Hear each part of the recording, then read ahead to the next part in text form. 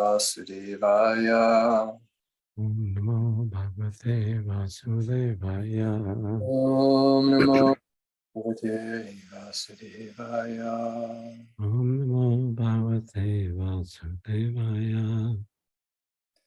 Enam Namaskritta Namo Chaiva Narottamam Devim Saraswatim Vyasam Stojayam Mudri Hayet Ashtaprayesha Vavadareshu Nityam Bhagavata Sevaya Bhagavate Utamashloki Bhakti Bhavati Naishtaki. As you can see, we're reading from Srimad Bhagavatam, Canto 1, Chapter 12, verse 26. As far as I know, that is the verse that we were on. I think Marj gave class on 25 last week. So unless you also covered 26, and I missed that. He did not. We are here then. Continuing the birth of Marj Prikshit.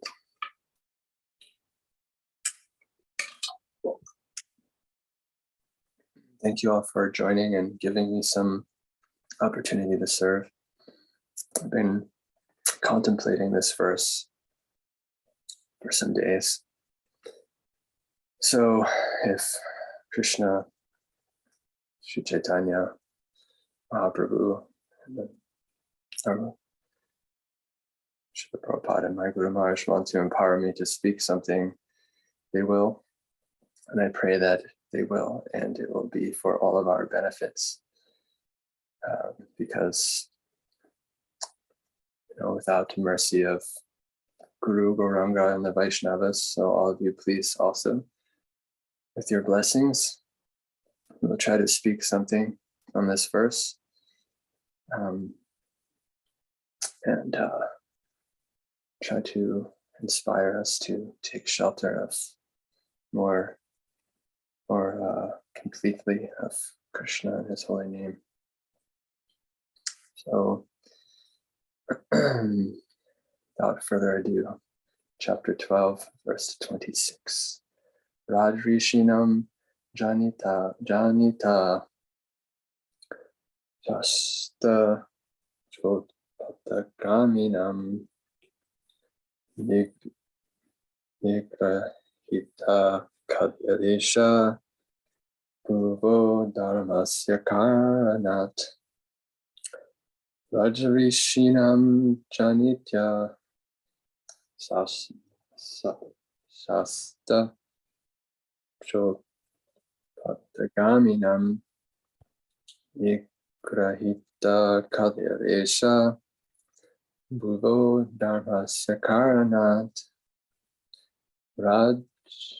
Rajrishinam Janatyanita Shasta Chotpataganinam Nigrita Kalyar Esha Bhuvo Dhammasya Karmanat. Any devotees who want to speak this verse out, please unmute and carry on.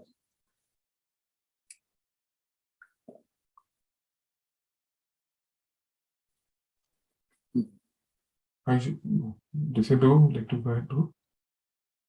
Please go ahead. Yeah, I can try to. Rajarshinam Janayita Shasta Chutpathagaminam Nigrahita Kaliresha Bhuvo Dharmasya Karanat. Next. Rajarvishinam Janayata Shasta Cha Utapatagaminam Nigrahita Kale Aisha Bhuva Dharmasya Karanath. Thank you. Good for you. Next. Yes, sir.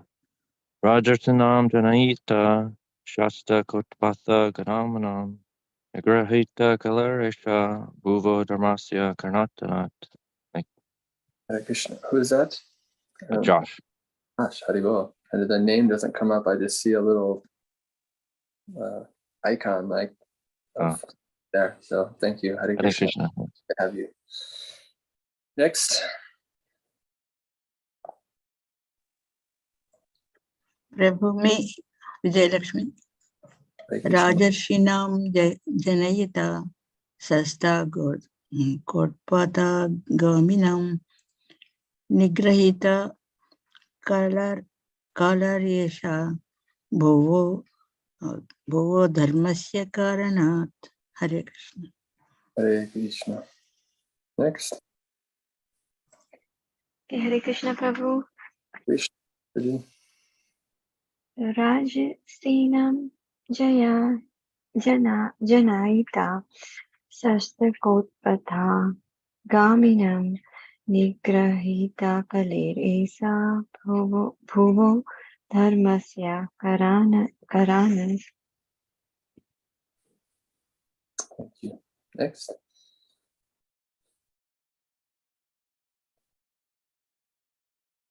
Anyone else? I think everyone did, Prabhu. Rajarishinam, of kings as good as sages. Janayita,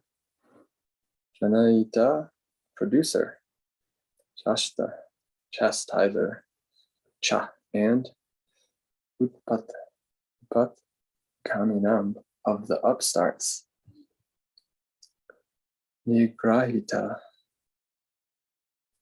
molester. Kalehe, of the quarrelsome.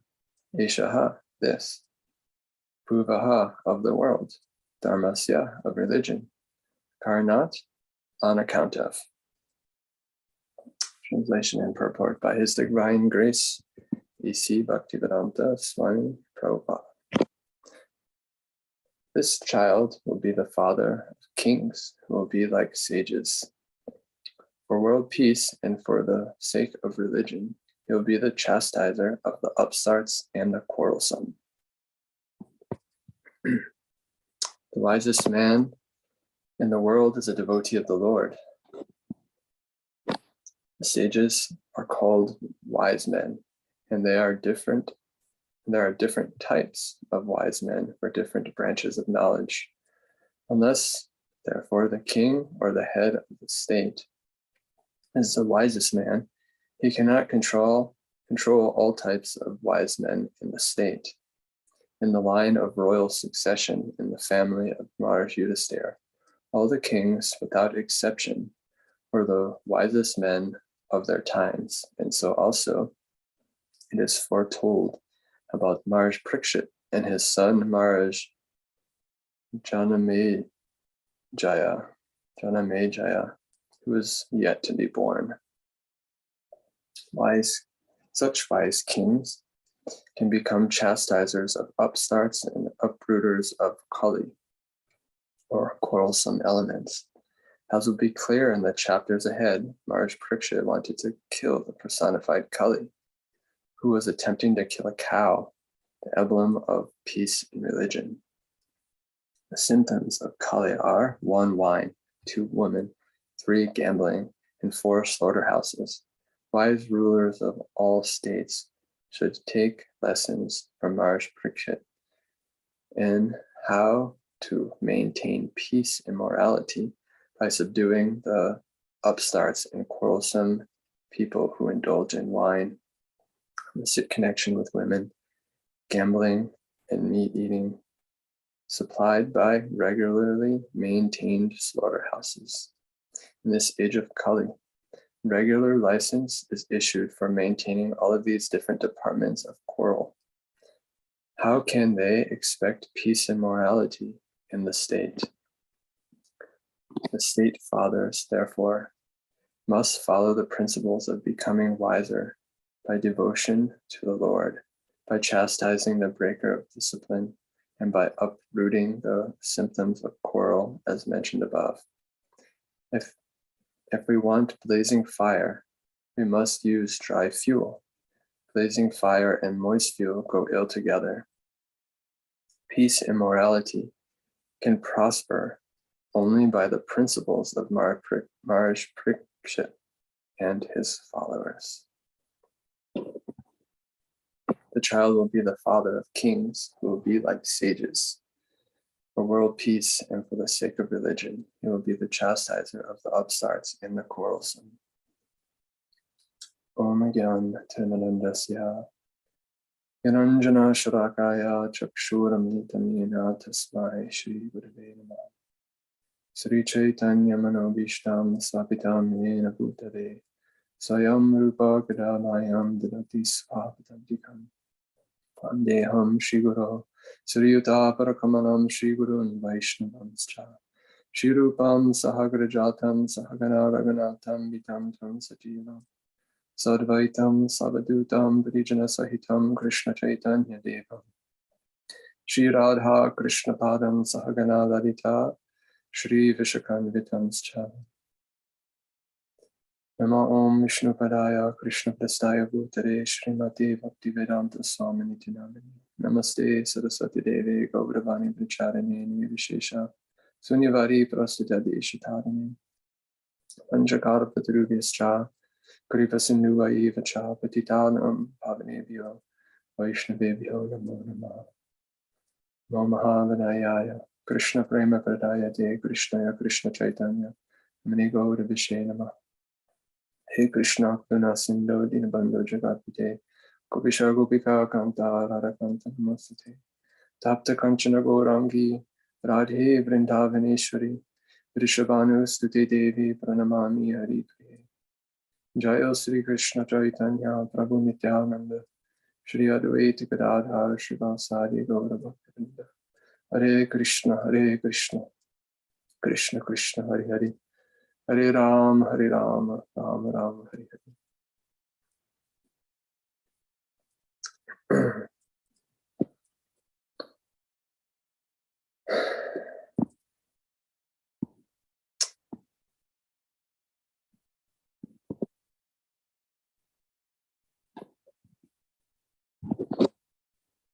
This child will be the father of kings, will be like great sages.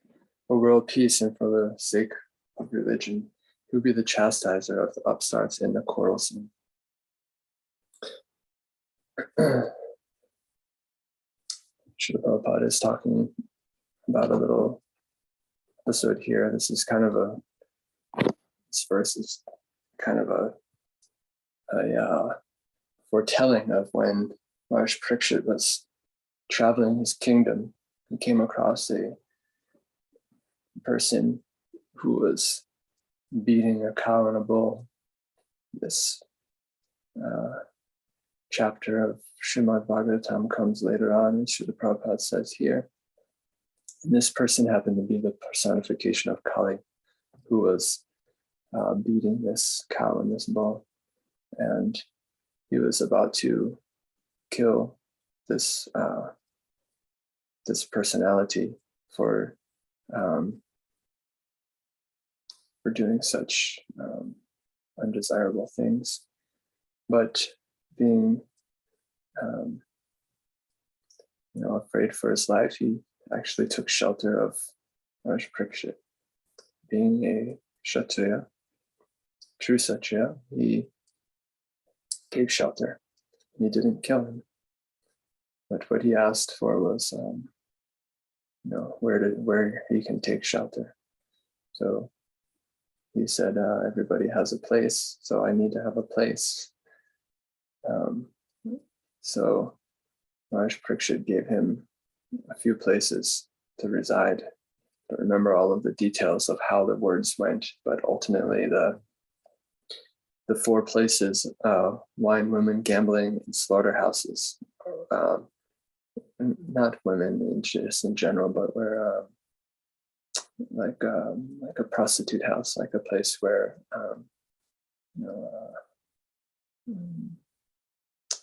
illicit connection with women, as Srila Prabhupada said further down here, illicit connection with women, where people indulge in wine, illicit connection with women, gambling, meat eating, gambling meaning like also like gold and money, where this lust for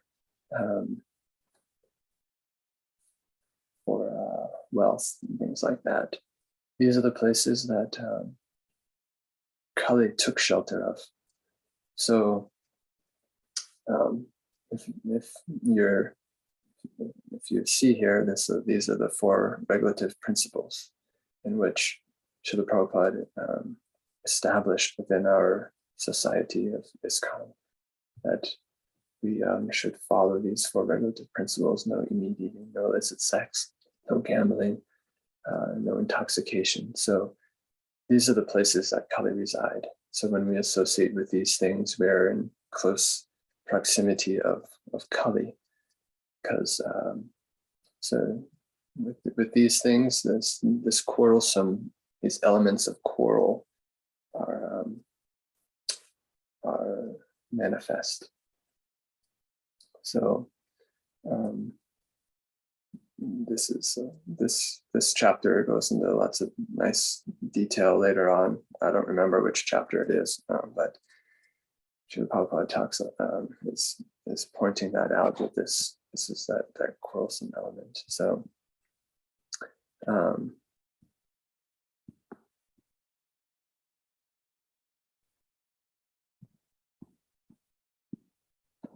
this last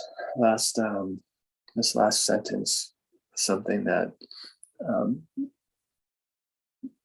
that sparked some thoughts, where Srila Prabhupada talks about oftentimes our acharyas, Srila Prabhupada specifically, gives this example of sense gratification and Krishna consciousness go ill together. So just like if we want a blazing fire, we must use dry fuel. So if we use moist fuel, they don't work. So if us sadhakas, us practicing devotees, we're not careful about regulating our sense gratification, we will find difficulty in Krishna consciousness. Srila Prabhupada says Krishna consciousness and sense gratification go ill together. So what does that mean, though? Because in order to maintain the body, we must have some types of sense gratification. Like we need to eat, we need to breathe, we need to sleep. We need to maintain ourselves, or the body just will die. So what does that mean? That means that whatever amount that we should limit to the best of our ability the amount of sense gratification that we indulge in. So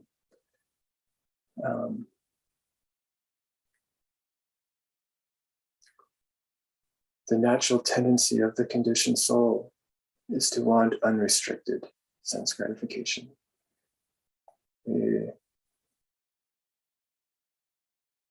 Whatever it may be.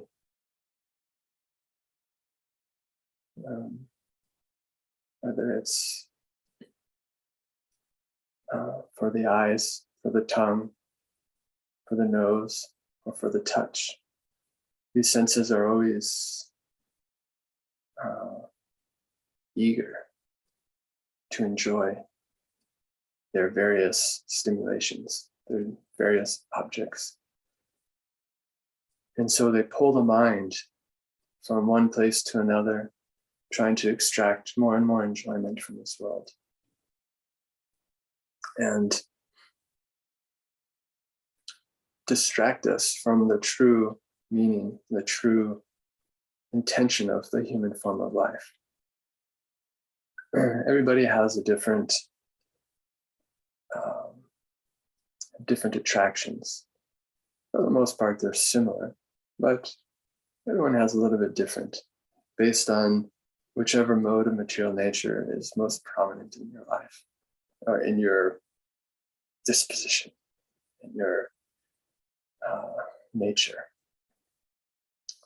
So we're wandering about birth after birth, trying to extract as much enjoyment. And for every action, for every there is a equal or opposite reaction. And this is the law of karma. We will have to enjoy, or we'll have to suffer the enjoyment or the misery of our previous actions.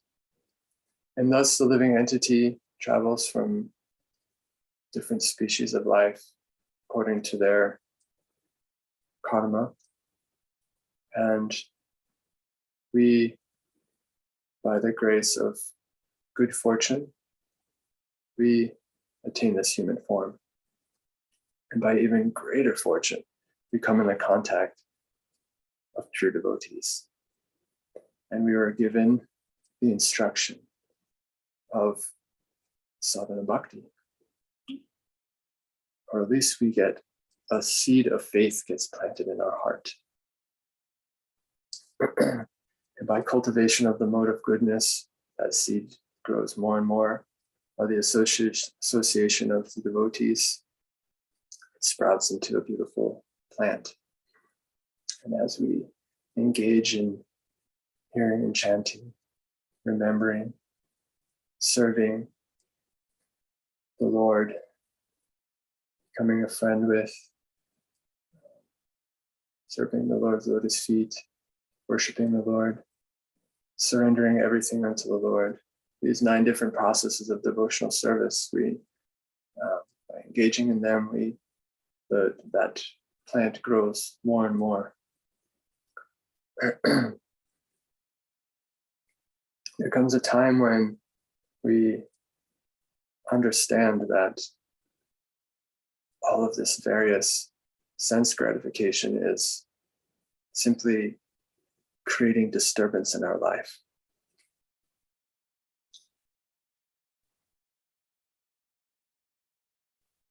We want to enjoy through the senses, but constantly we're being frustrated. Krishna in Bhagavad Gita, for those Bhagavad Gita scholars can speak the verse. I don't know which verse it is. But Krishna says that through contemplation of sense gratification, by attachment to our various sense gratifications, the lust develops in the heart. And unfulfilled lust, and from lust, anger arises. Because ultimately we can't always be fulfilled by our different lust desires. Now, lusty desires doesn't necessarily mean only sex life. It's whatever the senses are desiring at the time. So this frustration is a great impetus for the living entity to make progress in giving up the desire to enjoy separately from Krishna, to enjoy sense gratification. This is our big problem in the material world. As conditioned souls, we desire to enjoy separately from Krishna. We identify ourselves as these bodies of gross matter and subtle mind, intelligence, and ego. And because we identify with these bodies, which are false, we are an illusion called Maya. This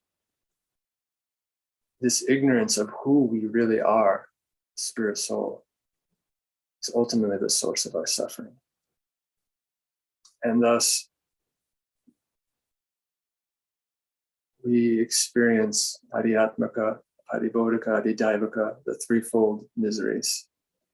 Miseries that arise from our own mind and body. Miseries that arise from other living entities.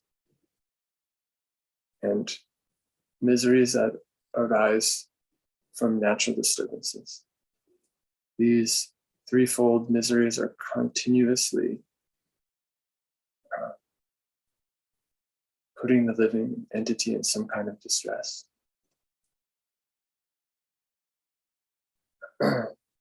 When we take seriously what the sadhus are giving us in the form of devotional service, we get some relief. Cheto dharpanam ajanam bhava mahadevagni nirvapanam. That the chanting of the holy name of Krishna, it cleanses the heart, the mirror of the heart, gives us the opportunity to see who we really are.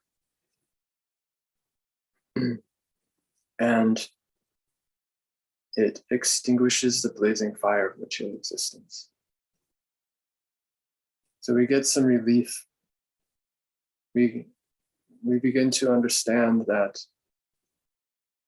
though I'm suffering in this world by my previous actions, by my current attachments, Krishna is so kind that he's giving me, my guru, the acharyas are so kind, they're giving me the opportunity to rise above that.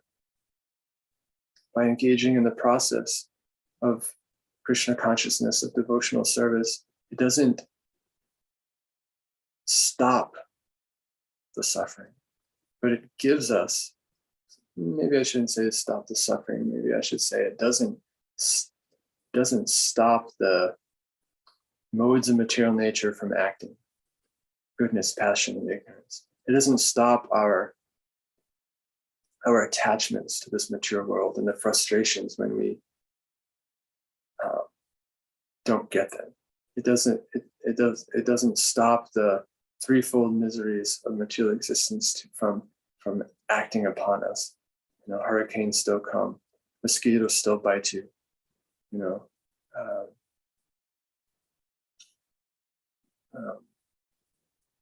The mind and the body may still create disturbance. The back may still hurt. You may still hurt your foot if you kick the chair because you're not paying attention or whatever. But as devotee, as a servant of the Lord, we recognize that all of these things are meant to bring us closer to Krishna. That it is giving us the opportunity to surrender our lives for the pleasure of Krishna, rather than for the pleasure of our senses.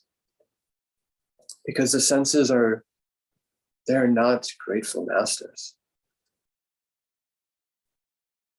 When we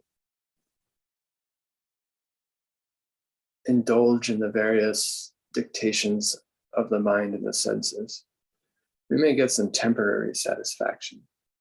But that satisfaction is fleeting, as the word temporary implies. It lasts for only a short time.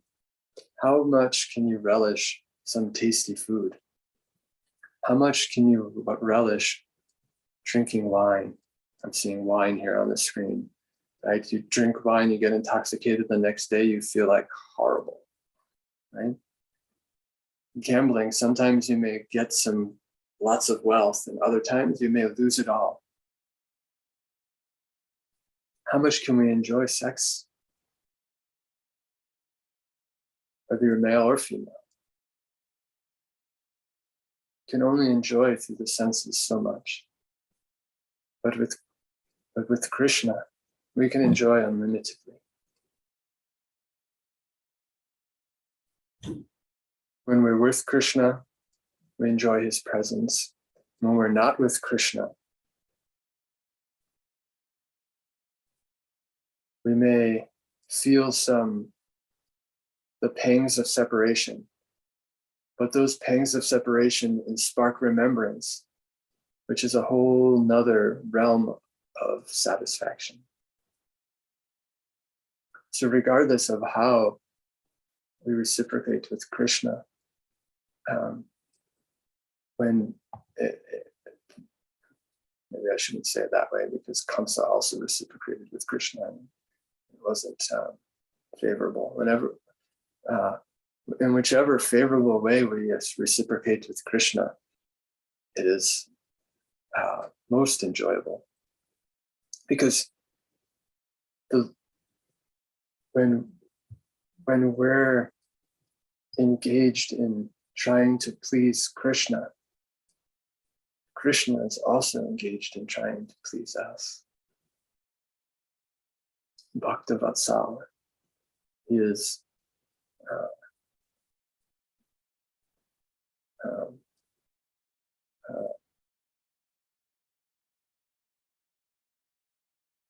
forgetting the meaning of Bhaktavatsal. He is he gives pleasure to his devotees. He enjoys giving pleasure to his devotees. So it's explained that Krishna enjoys pleasing his devotees more than he enjoys us pleasing him. Right? Just like it's said that for every step we take to Krishna, he takes 10 steps toward us. So this human life, as explained, is for cultivating this relationship with Krishna.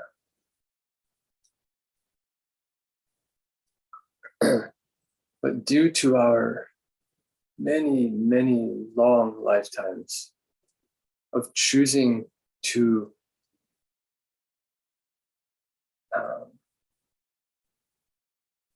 not choosing Krishna, by choosing our own enjoyment, it is difficult to break that conditioning. Not impossible, but difficult.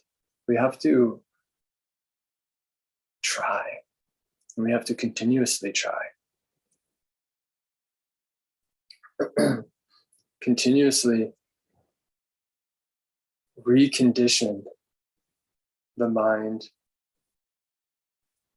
from identifying itself as the enjoyer of the material world to the servant of Krishna. Srimad Bhagavatam explains that ahamameti, that the mentality of I and mine is the source of all of our unhappiness.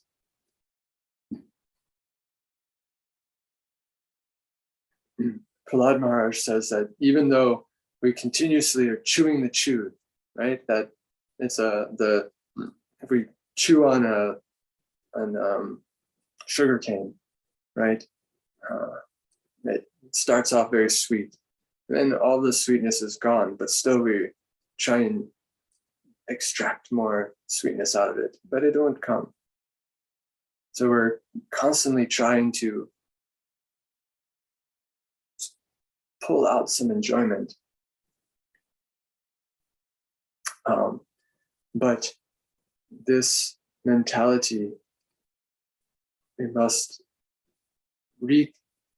recondition from I'm the enjoyer of this world and everything in relation to this world is for my enjoyment, to I am a servant of Krishna and everything that I do is for his satisfaction. We must constantly keep this this in the mind. We must recondition ourselves to identify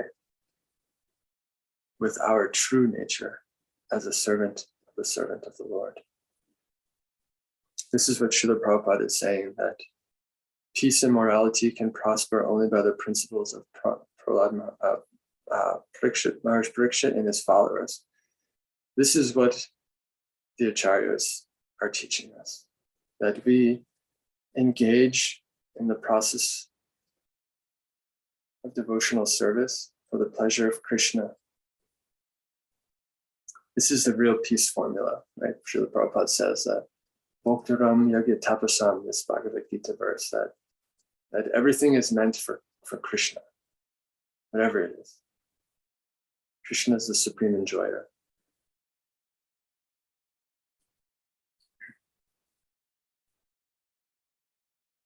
This is the peace one.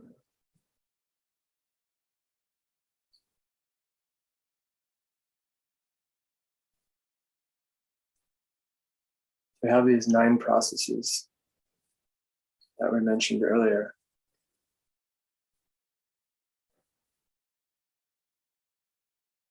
This is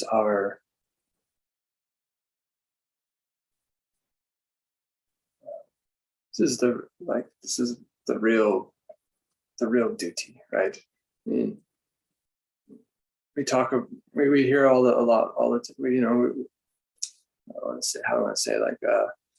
we hear about the suffering, like we've been talking about, this suffering of the material world.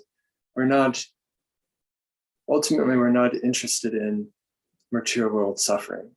We're not the International Society for Material World Suffering, or for, the fallen state of the conditioned soul, or whatever it is. We're the International Society for Krishna Consciousness. So it's important to understand that, why we're suffering in this world. But ultimately, our goal is to become Krishna conscious, not conscious of all of my suffering or conscious of all of my attachments, right? Yes, we have attachments. Yes, the mind is going to want to enjoy those attachments. So what? The best thing we can do for ourselves is to the best of our ability, make our life centered around Krishna through these 9 processes of devotional service. And Rupa Goswami says, the 5, he explains in Bhakti Rasamrita Sindhu, 64 items of devotional service. And he condensed it into 5.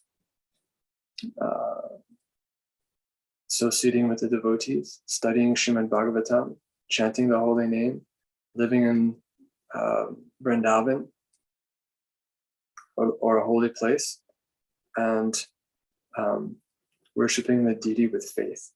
So these 5 items, an association with any one of these 5 is powerful enough to give prema bhakti. And that is the goal of human life, to awaken prema bhakti in the living entity, in ourselves, so to speak. Because it is our natural constitutional position. Shiva Surupoi Krishna, not that one. Itasita Krishna Prema, Sajikabunoi, Shavanani Surichiri, that pure love for Krishna is naturally situated in the living entity. We have just forgotten. We've forgotten due to our association with matter and with our identification with this body made up of matter and with the mind, the subtle body. And due to our identification and association, we have forgotten. So Lord Chaitanya tells us that if we simply hear and chant the holy name and pastimes of the Lord, this will naturally awaken our love for Krishna over time. The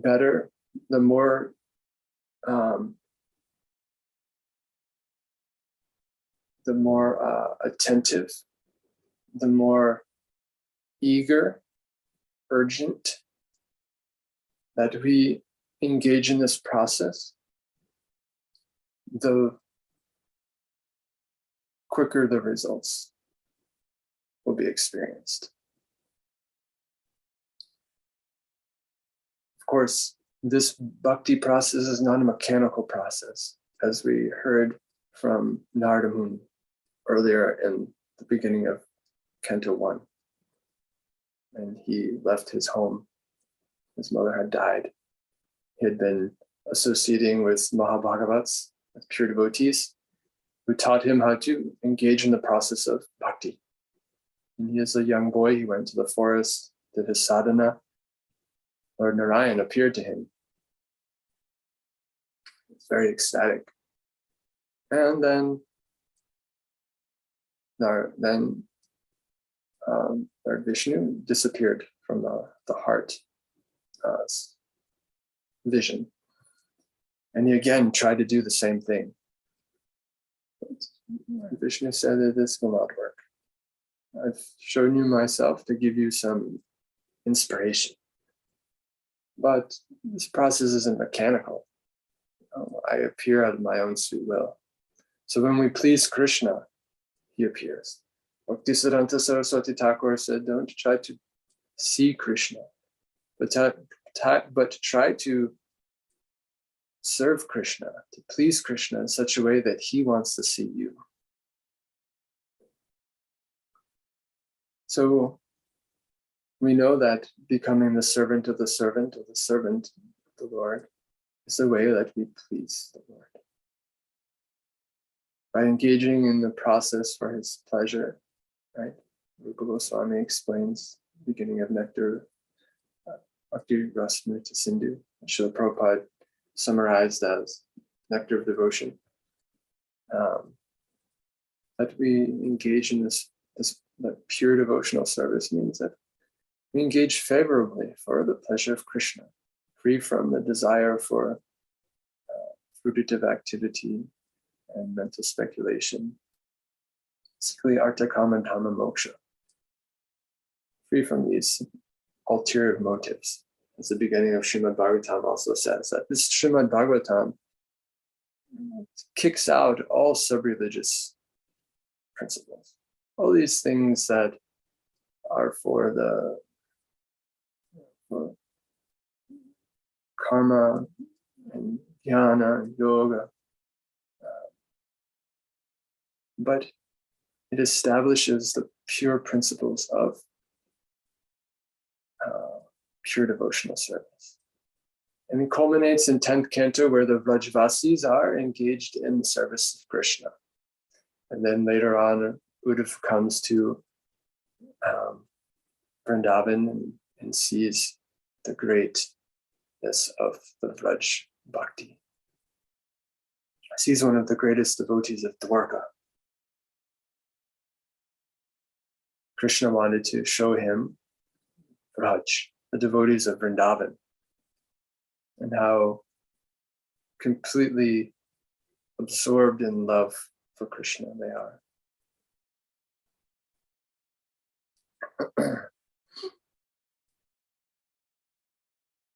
So this is what Lord Chaitanya is giving us in this age of Kali.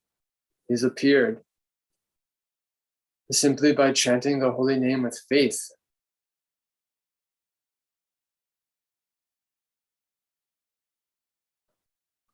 And from following these principles of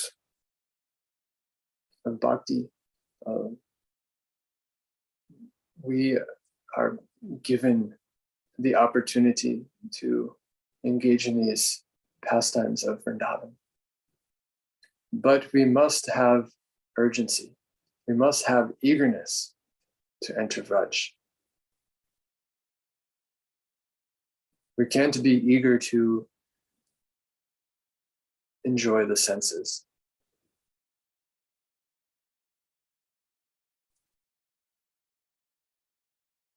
But we also cannot force. So many times through the years, we observe that devotees fall away from this movement. So many times we see, at least in my own life, struggles of trying to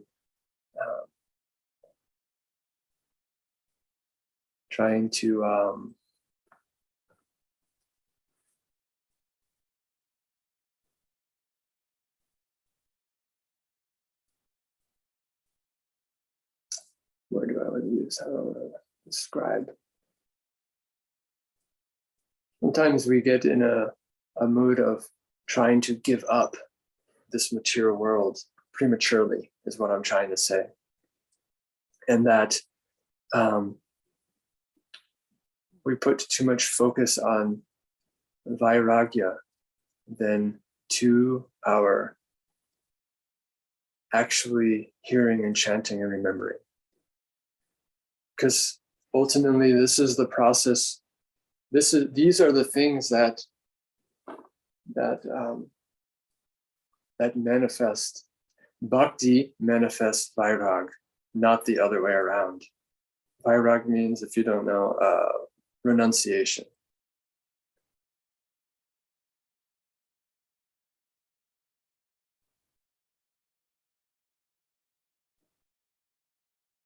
Arjuna says in Bhagavad Gita that trying to control the mind is like trying to control the raging wind. How many of us can control the raging wind? Hardly any of us. Nobody can control the raging wind. Only Krishna can control. So only Krishna can ultimately take away our material desires. All we can do is try our best to regulate and to engage in the process of devotional service with the intent to please him. And when Krishna is satisfied, he takes all of these things away.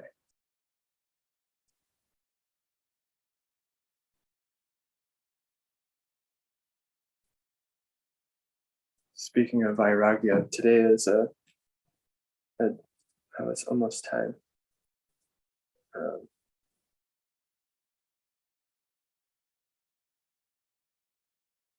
Disappearance day of two very wonderful devotees. I'll briefly mention them, and then we'll conclude.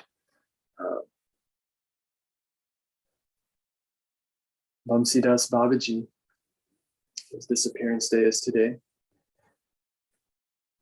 And he was a great vairagi. He was completely renounced from this world. He wore only kopan, loincloth. Didn't even have any outer cloth at all, just kopan. He lived in a very simple hut and had basically like a couple pots to cook for his deities. He served Nitai, Gadadhar, and Gora, Radha Krishna, and a Gopal. And day and night, he would just chant and talk to his deities. And whatever madhukari he could get, he would cook for them. But this sounds very familiar to, the Babajis who are completely absorbed in their seva and their bhajan. But he's very unique in that he had a very particular relationship with the Lord. And that he, Srila Prabhupada, oftentimes you hear lectures where Prabhupada would say, if you serve the deity nicely, then this Krishna will talk to you. Heard this before? Vamsidas Babaji was there. He was talking with Krishna. He would chastise Lord Chaitanya. One time, he went out on Madhukari and he came back and the pots that he used to cook were stolen. So he told Nitai, he said, we are in Nadia. This is your place. You're very kind and compassionate to the residents of Nadia. So you gave away your pot. So now you won't heat. So until you bring back the pots, I'm not going to cook for you. So a few days went by and he didn't cook for them. And then the pots started coming back. He had this very, very unique relationship. So Bhaktisiddhanta Saraswati Thakur told his devotees that don't go see Vamsidas Babaji. They used to bring, there was an arrangement in this town that he lived. Bhaktisiddhanta said that you should bring him, rice and vegetables and these things on a daily basis. But he told them, don't stay and associate with him. And it wasn't because he wasn't a good association to be in. It was because the devotees couldn't understand his mood. And he didn't want them to make offense. Even Bhaktisiddhanta Saraswati Thakur, he said, I offer my obeisances from a distance because I don't want to make any offense, because his mood of bhakti is different. It's very, he's very avadut, very just completely outside the realm of our understanding. When Bhaktisiddhanta Saraswati Thakur would come, sometimes he would say, a manjari has come in our midst, because Bhaktisiddhanta is a manjari in his siddha form. He was very connected with Radha, Krishna, and Gaur Nitai, and he would talk with them and argue with them and sing with them and cry. One time a devotee came to him. He would come and then he'd feel shy and not say anything. So he came a few times, and then finally, sometimes Vamsidas Babaji would look at him. Sometimes he would not even pay attention to him. This time he said, "What do you want?" He said, how do I attain Bhagavan? How do I attain Krishna? And he said, weep. So devotees have explained that what he's telling this person was, if you want Krishna, we have to cry for Krishna. So this one story was told that,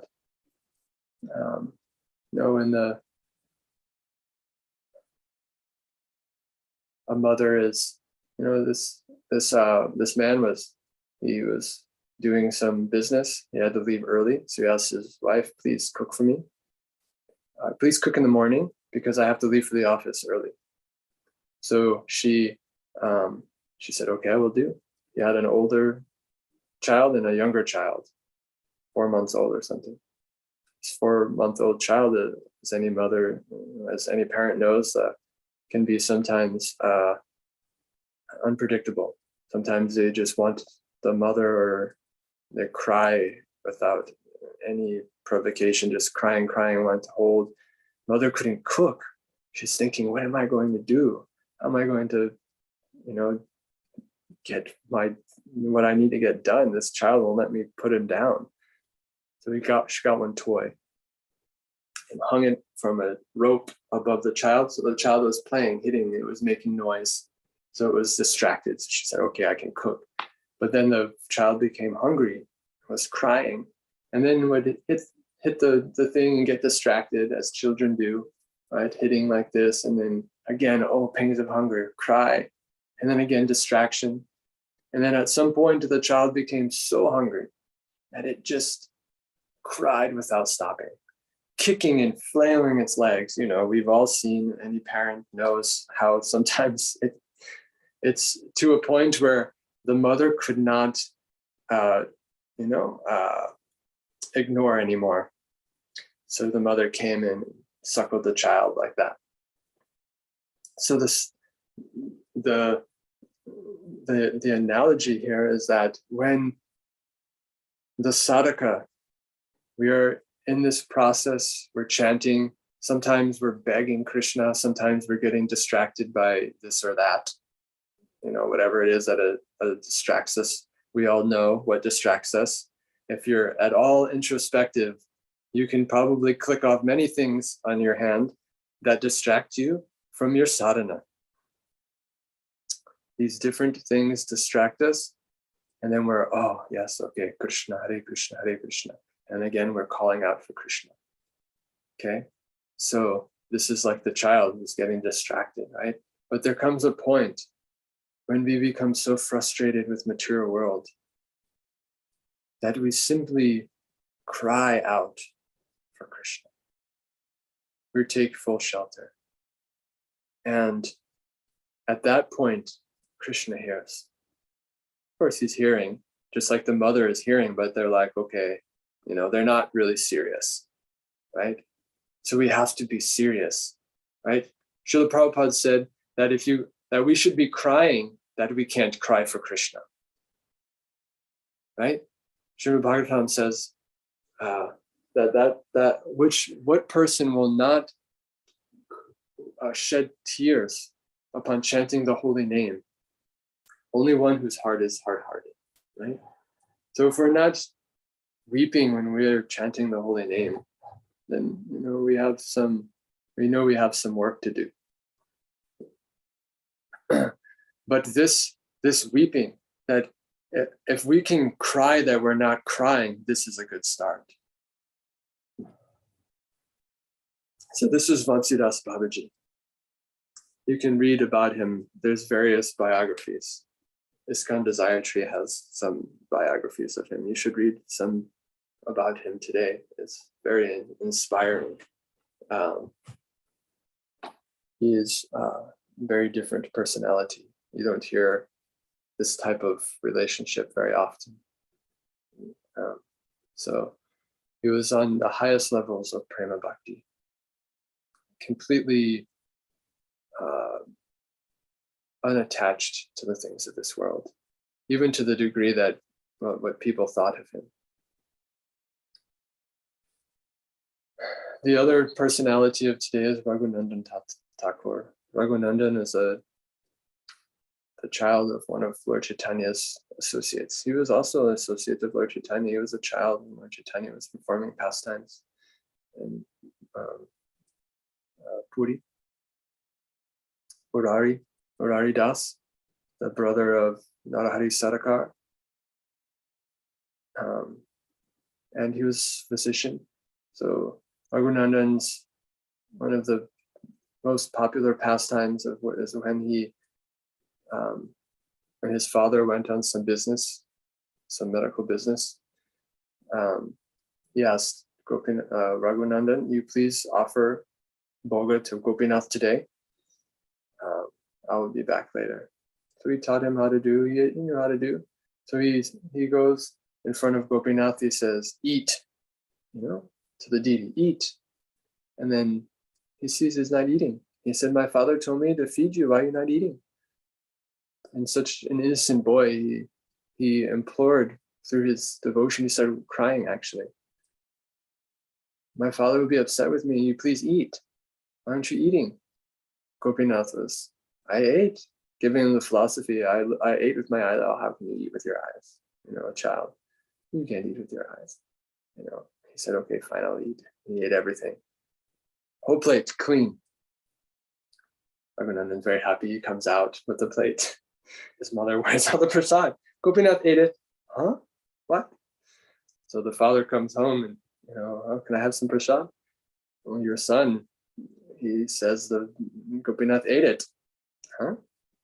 So he says, Raghunandan, what happened? Oh, you told me to feed him? He wouldn't eat, so I made him eat. So he ate. He said, okay, he gave him one ladu. You offer this ladu. And so he went in, same thing, eat. So Gopinath took one bite, and through the window, Murari Das was watching, and he became ecstatic. And when Gopinath saw, he turned back into his deity, and he's still holding the ladu half eaten. So Raghunandan has become very famous in this way. So Lord Chaitanya, one time during Rath Yatra, they came and he said, Murari, who is the father, you or Raghunath? He said, Raghunandan. Raghunandan is my father. And he says, you are right, because one who gives devotion to Krishna is the father. So in this way, so many wonderful pastimes take place, right? So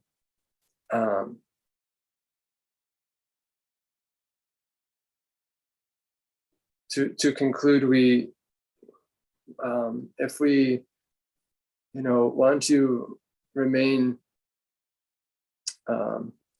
aloof from Kali, from the influences of Kali, then we stay away from these four places that Kali has taken shelter: intoxication, meat eating, gambling, and illicit connection. It says woman, but we will also say, men also, and illicit connection with women or men, depending on which, who you're attracted to. And engage in the process with urgency. And if we don't have urgency, we should seek out those devotees who do. Because only with this great attachment to Krishna can we enter Vrindavan. If we want to enter Vraj, we must cultivate a great eagerness and urgency for Krishna.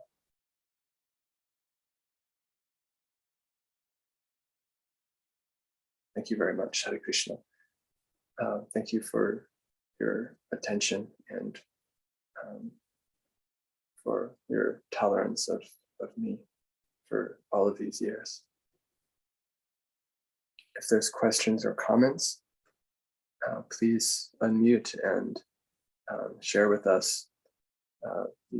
Please correct me if I said anything that wasn't accurate or correct. I can scroll through this if you want to bring up anything. There's much more in this purport, but a lot of these things I didn't feel like I could speak fully on. So because this idea of Rajrishi we don't see here, right? This the king among sages is basically what this means, right? That Maharaj Parikshit was a king, just like Yudhishthir and many others who are named as Rajrishis throughout Srimad Bhagavatam and the Vedic literature in general. But they're like sages. They're great devotees, and this is why their kingdom was so great, because they were completely surrendered to Krishna. Sometimes they weren't always absorbed in Krishna, but for the most part, everything they did was for Krishna's pleasure. It's to please Krishna and to help everybody, because they knew that without Krishna, there is no happiness in this world. So they were able to,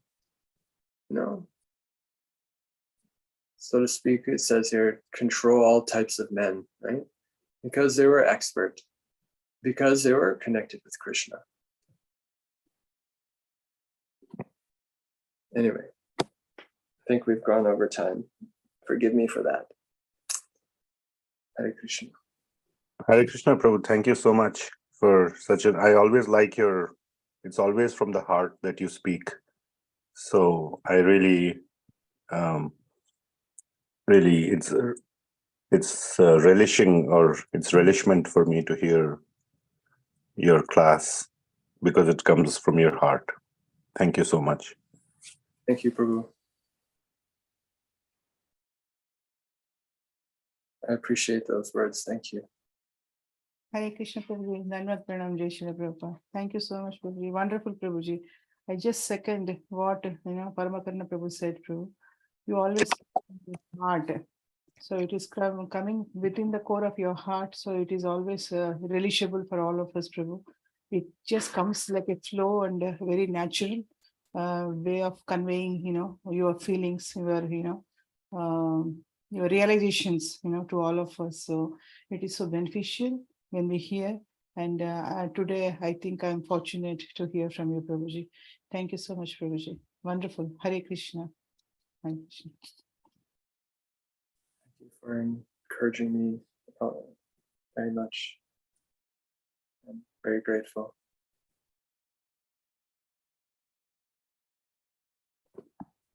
you for speaking about Vamsidas Babaji Maharaj and Raghurananda Thakur.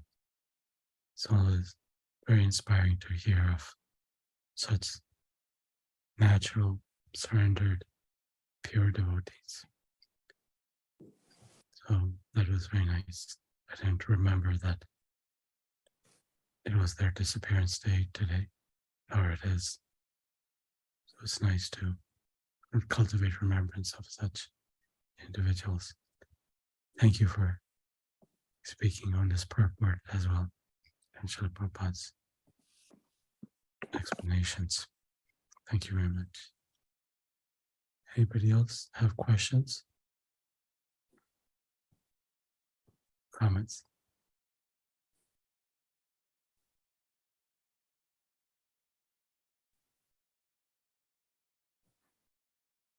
Okay, then I guess we'll end. Nitai Prabhu.